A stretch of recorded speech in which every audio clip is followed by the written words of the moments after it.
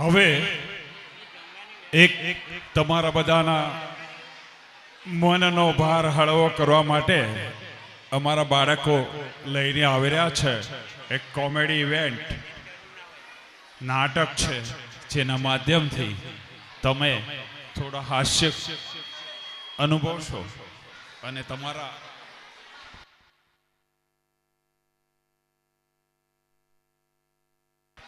શ્રી ચિરાગ કુમાર રજનીકાંત શુક્લ તરફથી આજના આ કાર્યક્રમમાં 1001 રૂપિયા ભેટ મળી છે. શ્રી ચિરાગ કુમારનો ખૂબ ખૂબ ધન્યવાદ. દાન સતત આવી રહ્યું છે અને વિના ધર્મ સુનો, દાતા વિના ઘર ગામ, દાતા વિના આ જગે કોઈ ના થઈ શકે શુભ કામ. દાતાની દિલાવરી જુઓ, છૂટે હાથે કરે દાન, દાતા થકી હર કાજમાં ફૂંકાય છે ભઈ પ્રાણ. દાતા માતા જગમાં જુઓ, નિસ્વાર્થ બેઉના છે કામ. દાતા તો આ જગતમાં પુણ્ય તણું ભઈ ધામ, પુણ્ય તણું ભઈ ધામ. જ્યાંથી દાન મળે છે આ પુણ્યના માર્ગેથી આવતું દાન કહેવાય છે. કારણ કે દાનનો અર્થ જ છે પુણ્ય. એટલા માટે તો કહેવાય છે કે દાન પુણ્ય કરજો. માટે જે કોઈને પણ આ ઇવેન્ટમાં આપનું દાન લખાવવું હોય તો અત્રે સ્ટેજ ઉપર ઘોષણા કરવામાં આવશે. આપ આપનું યોગદાન પ્રસ્તુત કરી શકો છો.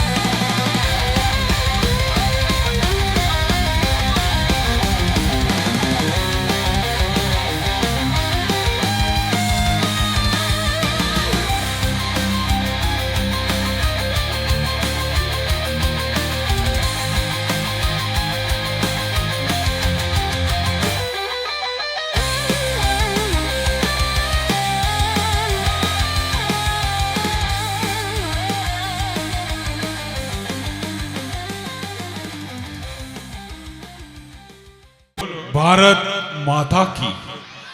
હવે આપણા મનને હળવું કરવા માટે કોમેડી નાટક. હું એલા રમલા, હું નવી જૂની છે. એ નવી આવતી નહીં ને જૂની જાતી નહીં. ઈ હાચું હો, બધાને હેમ જ હોય. બાપા ભાઈબંધો કેમ નથી દેખાતા? આયા નથી કે શું? આ ટાઈમે બધાને બોલાયા હતા. હાલો હેડો ગ્રુપમાં ફોન કરી દઈએ. હા ભાઈબંધો લે ચો રહી ગયો. મરી જાય કે શું? જલ્દી કરો.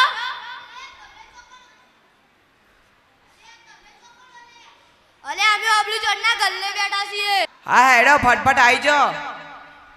એ લોયનો હતો સંબંધ હતો, લાગણીની હતી યારી દોસ્તી.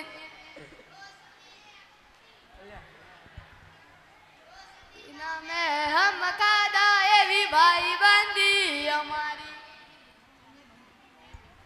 આવો આવો ભાઈ, રોમ રોમ રોમ રોમ. અલે ચાલુ સાસે ઉભો પડશે. અલે આવો રોમ રોમ રોમ રોમ. રામ રામ. અલે એ જેટલું ખાઈ લે, ખાઈ ખાઈ જાડો થઈ જાય. હેડ ફટફટ આવી જા. રામ રામ. અલે હવે હમણાં તો હમણાં બૈરાની વાત કરતો તો, તારી વાત એકદમ સાચી. ગઈકાલે મેં મારી પત્નીને ફોન કર્યો કે તને પિયરે ગયા 10 દિવસ થઈ ગયા, તને મારી યાદ નથી આવતી? તો તે કે એવું તો હોતું હશે કાંઈ, મન તો ચારે બાજુ તમે જ દેખાવ છો.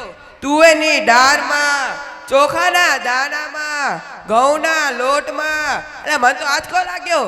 એટલે હું ધનીશું કે ધનેડું? ઓહો ભાઈ, કાગડા તો બધે કાળા જ હોય. એ તારી વાત એકદમ સાચી હો ભાઈ. એ બીજી એક વાત કહું, એક વખત હું મારા હારે ગયો. મારી સાસુમાએ મને 8 દિવસ સુધી એકને એક પાલકની ભાજી ખવડાવી અને 9મા દિવસે પૂછે, એ જમાઈરાજ, ખાવામાં શું બનાવું? મેં કીધું કે ખેતર બતાવી દો, એ હું જાતે જ ચરી લઈ. ઓહો ખરી કરી દે તો. અરે ગઈકાલે હું મારી પત્ની સાથે શાક માર્કેટમાં ગયો તો ઈ મને કે 2 કિલો વટાણા લઈ લઉં. મેં કીધું લઈ લે, એમાં હું પૂછવાનું હોય? તો ઈ મને કે પૂછવું તો પડે ને, આ વટાણા ફોલવાના તો તમારે જ છે ને. સાલા હાલના બૈરા પણ એવા થઈ ગયા છે, ફોનમાંથી ઊંચા જ નથી આવતા. ખાવા બના કહીએ એટલે જોર આવે છે, એટલું જોર આવે છે કે પૂછો જ નહીં. મોબાઈલ અને ટીવીમાં એક ને એક સિરિયલ જોતા જ જાય છે. ભાઈઓની કે માંડો છો? આજકાલના પ્રજાઓની પણ જુઓ ની, મારા ટિંડોળના હાથમાં મોબાઈલ આવ્યો એટલે બધું પતી ગયું સમજી લો. આપણા સાથે વાત કરતા હોય ને કોઈનો ફોન આવે તો હાલમાં જ મંડે. આપણે તો કઈ ખેતરના ઉભેલા એને મન તો આપણે એવા જ હોય. એ મોબાઈલ હાથમાં આવ્યો એટલે કર દો દુનિયા મુઠ્ઠી મેં. આ ધીરુભાઈ અંબાણી જ જોઈ લ્યો. એમાં આ જીઓ આવ્યો એટલે છોકરાઓ તો આપણો જીવ જ લઈ ગયા છે. તેનું નામ જીઓ નહીં પણ મરો રાખવું જોઈતું હતું. એક મોબાઈલ આવ્યો એટલે કેમેરો ગયો. એ મોબાઈલમાં આવ્યો એટલે ઘડિયાળ ગઈ. એ મોબાઈલ આવ્યો એટલે બેટરી ગઈ. એ મોબાઈલ આવ્યો એટલે ટપાલ ગઈ. એ મોબાઈલ આવ્યો એટલે કોમ્પ્યુટર પણ ગયા. એ મોબાઈલ આવ્યો એટલે નિરાત ગઈ. અને એમાંય આપણો મોબાઈલ આપણી ઘરવાળીના હાથમાં આવ્યો તો આપણે ગયા. અરે આ જીઓ ઉપરથી યાદ આવ્યું, તમને ખબર છે હમણાં સુધી પછી પૈસા આપતા હતા એ કોણે બંધ કરાવ્યા? ખબર છે તમને કોઈને? નથી ખબર ને કોઈને? સરકારે બંધ કરાવ્યા, બીજું કોણ કરે? ઈ નહીં, ઈ પછી પૈસા એટલે પાવલી. ઈ પાવલી આ જીઓ વાળા મુકેશ અંબાણીએ બંધ કરાવી. એ કેવી રીતે? જુઓ હું કહું, મુકેશ અંબાણીના લગ્ન થતા હતા ત્યારે આ પાવલી એટલે ઘણા બધા રૂપિયા. ત્યારે ગૌ મહારાજ તળિયે ને તળિયે કીધા કરે, પાણીની ચમચી ભરે અને કહે મૂકો પાવલી. ગણેશ સ્થાપના કરાવે અને કહે મૂકો પાવલી. એક ફેરું ફરે અને કહે મૂકો પાવલી. બીજો ફેરું ફરે અને કહે મૂકો પાવલી. તો પેલા મુકેશને કેટલી ખીચડી હશે નહીં લે? પેલા મુકેશને એટલી ખીચડી કે આખો દેશ મને મુકેશ અંબાણી કહે છે. અને આ ગૌ મહારાજ મૂકો પાવલી કરે છે. મોટો થઈ આ પાવલી બંધ ના કરાવું તો મારું નામ પણ મુકેશ અંબાણી નહીં. જુઓ બંધ કરાવી કે નહીં? હા, તારી વાત એકદમ સાચી હો. એણે તો હાથ ચૂકલીમાં જ પાવલી બંધ કરાવી નાખી. અને ઈ મોબાઈલના કારણે છોકરા કાંઈ બિગડ્યા છે કે વાત જ ન પૂછો. જાણે મોબાઈલ એના બાપ અને એની માં ના હોય, છોકરાઓને આપણે ખારી કોઈ જઈને મોકલ્યા હોય તો બાલા પીને જઈ બેઠા હોય એટલે આપણે તો ગાભા કાઢી નાખે. કાલે મેં ઓલા પહલાને કીધું કે તારો છોકરો પથરાના ઘા કરે છે, કોઈને વાગી જશે તો એ પહલો મને કે એ મારો છોકરો નહીં, એ તો મારો ભાણિયો છે. મારો છોકરો દે તારા બૂટમાં પાણી ભરે છે. જો એ લાટા પાટા શણગાર કરીને સ્કૂલે મોકલ્યા હોય અને ઘરે આવે એટલે પલળેલ કાગડા જેવા થઈ ગયા હોય. અલા એક વખત સાહેબે મારા ટીનિયાને પૂછ્યું કે 15 ફળના નામ બોલ, તો મારો ટીનિયો કહે એક સફરજન, એક ચીકુ, એક પપૈયું અને 1 ડઝન કેરા. થઈ ગયા ને 15 ફળ. લ્યો કરો વાત. એક વખત શિક્ષકે મારા મન્યાને ભણાવ્યું કે ઓક્સિજનની શોધ 1773 માં થઈ. મારો મન્યો ઘેર આવ્યો અને મને કહ્યું કે પપ્પા આ ઈસવીસન 1773 માં ઓક્સિજનની શોધ થઈ તો એના પહેલા લોકો શ્વસનમાં શું લેતા હશે? બીજા બધા છોકરાઓને પણ પ્રશ્ન થયો અને ઘરે જઈને મા બાપને પૂછ્યું.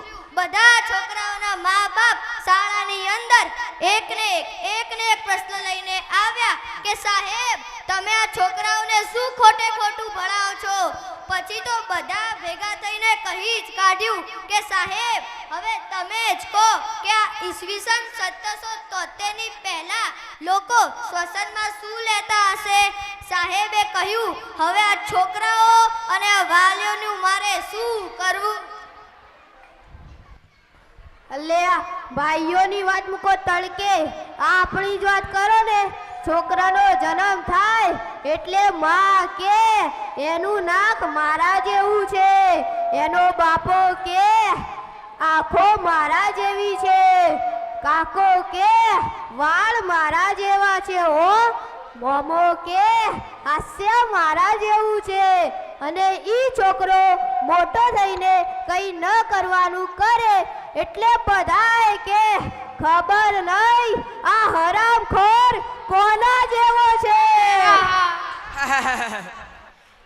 એક વખત મારી પતિએ મને પૂછ્યું કે ખાવામાં શું બનાવું, તો મેં કહ્યું કે પનીર ટિક્કા બનાવ. તો મારી પતિ મને કહે હે મને કંઈ સંભળાતું નથી, થોડું જોરથી બોલો ને. પછી હું ફરીથી બોલ્યો એ બાપા પનીર ટિક્કા બનાવ ને. તો મારી પતિ મને કહે હે મને કંઈ સંભળાતું નથી, થોડું જોરથી બોલો ને. પછી હું કંટાળીને બોલી જ કાઢ્યું એ બાપા ખીચડી બનાવ ને. તો મારી પતિ મને કહે સારું ખીચડી બનાવ. ભાઈઓ હવે તમે જ કહો આવા બૈરાને મારે શું કરવું? એ હામરો હું તમને કઈ પૂછવા માંગુ છું. એવી કઈ સંસ્થા છે જ્યાં સ્ત્રીઓ કામ નથી કરતી? તેનો જવાબ સમજી વિચારીને આપજો. હા પૂછો ને ભાઈ, શું પૂછવા માંગો છો? એવી કઈ સંસ્થા છે જ્યાં સ્ત્રીઓ કામ નથી કરતી? તેનો જવાબ સમજી વિચારીને આપજો. હો વિચારો. એવી તો કોઈ સંસ્થા હોય? ચાલો હું તમને એક હિન્ટ આપું. તેનો જવાબ તમારા ઘરના રોજાનું વાતાવરણથી જોડાયેલો જ છે.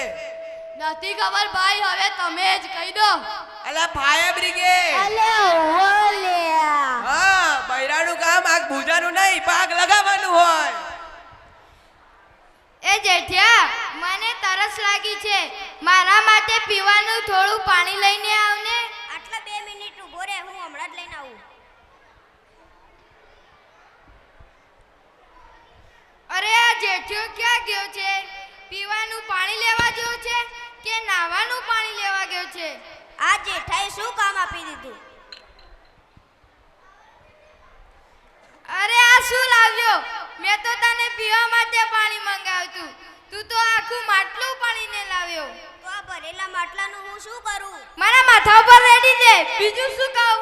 હવે તો તું ગયો, હવે તો હું તારા માથા ઉપર પાણી રેડી ન જ રહી. અરે આ શું કરી રહ્યો છે?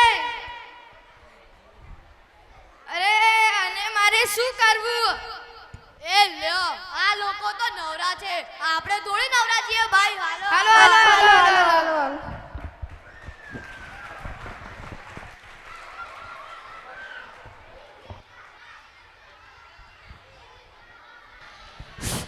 હવે છેલ્લી ઇવેન્ટ બાકી છે. એક બે અગત્યની સૂચના છે. ભોજન પાસ દરેકને આપેલા છે. વ્યવસ્થાના ભાગ રૂપે ભોજન પાસ તમારે આપવાનો રહેશે. ભોજન પાસ વગર ડીશ નહીં મળે, એક વ્યવસ્થાનો ભાગ છે. હજી છેલ્લી ઇવેન્ટ બાકી છે, એટલે મહેરબાની કરીને કોઈ જશો નહીં. આ એક સૂચના છે. બીજી, આ તબક્કે આ સંસ્થાના પૂર્વ ટ્રસ્ટીઓ આદરણીય સ્વર્ગસ્થ કીર્તિ કાકા કંદોઈ, આદરણીય હર્ષદભાઈ શાહ, જેમને આ સંસ્થાનું સિંચન કર્યું, આ સંસ્થામાં પાયો નાખ્યો, આ તબક્કે એમને અમે સૌ યાદ કરીએ છીએ, એમને નમન કરીએ છીએ. એ સિવાય આ સંસ્થામાં પ્રધાન આચાર્યો તરીકે જેમને ફરજ બજાવી છે અને આ શિશુ મંદિરની સિંચન કર્યું છે તેવા શ્રી ભરતભાઈ ઉપાધ્યાય, નૈલેશભાઈ દવે, ભરતભાઈ લીંબાચિયા, હિતેશભાઈ બારોટ, વાસુદેવભાઈ હોડ અને ભાર્ગવીબેન વૈદ, આ તમામનો પણ અમે હૃદયપૂર્વક આભાર વ્યક્ત કરીએ છીએ. અત્રે આ કાર્યક્રમનું જેમણે ખૂબ જ સુંદર અને સુપેરે રીતે સંચાલન કર્યું એવા અમારા મિત્ર જીતુભાઈ પંડ્યાનું અમે સ્વાગત કરીએ છીએ. ભરતભાઈ વૈદને વિનંતી કરું છું કે તેઓ એમનું સન્માન કરે.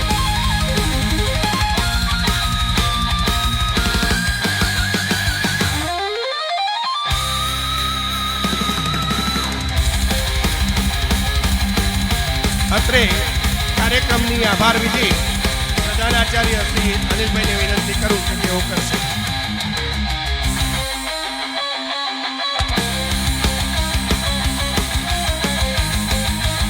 નમસ્કાર, ખૂબ ખૂબ ધન્યવાદ.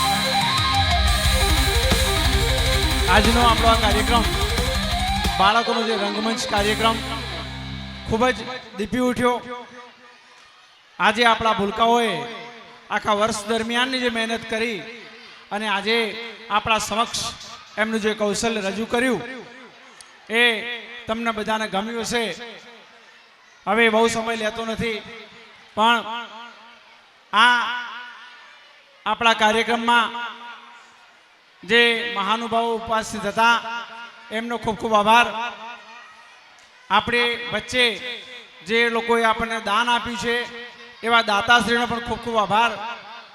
જે ભોજન અને ઇનામમાં સહયોગી દાતાઓ બન્યા છે એમનો પણ ખૂબ ખૂબ આભાર. મંડપને જે આપણને પૂરું પાડ્યો એવા જયેશભાઈ શુકલનો પણ ખૂબ ખૂબ આભાર. આપણા સાઉન્ડના જે મુકેશભાઈ પટેલ આપણને સેવા પૂરી પાડી એમનો આભાર. વિડીયોગ્રાફર ભાર્ગવભાઈ, આવી એમની ટીમનો પણ ખૂબ ખૂબ આભાર. આ સંસ્થામાં નામી અનામી સૌ કોઈનો ખૂબ આભાર માનું છું.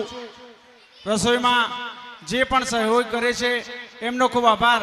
અને ખાસ આ કાર્યક્રમમાં જે વાલી ઉપસ્થિત રહ્યા છે એમનો આ સંસ્થાથી હૃદયપૂર્વક ખૂબ ખૂબ ખૂબ આભાર માનું છું. એક છેલ્લો કાર્યક્રમ છે આપણો, એ જોઈ અને ભોજન કરવા માટે શાંતિથી જવાનું છે, પડાપડી કરશો નહીં. આભાર.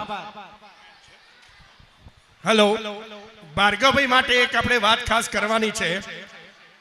ભાર્ગવભાઈને જ્યારે આપણે વિડીયોગ્રાફી અને ફોટોગ્રાફી માટે જ્યારે વાત કરી ત્યારે આપણે આપણું બજેટ કીધું ભાઈ અમારે આટલા બજેટમાં કરવાનું છે. ભાર્ગવભાઈ કે સારું, એક જ કેમેરો લાગશે.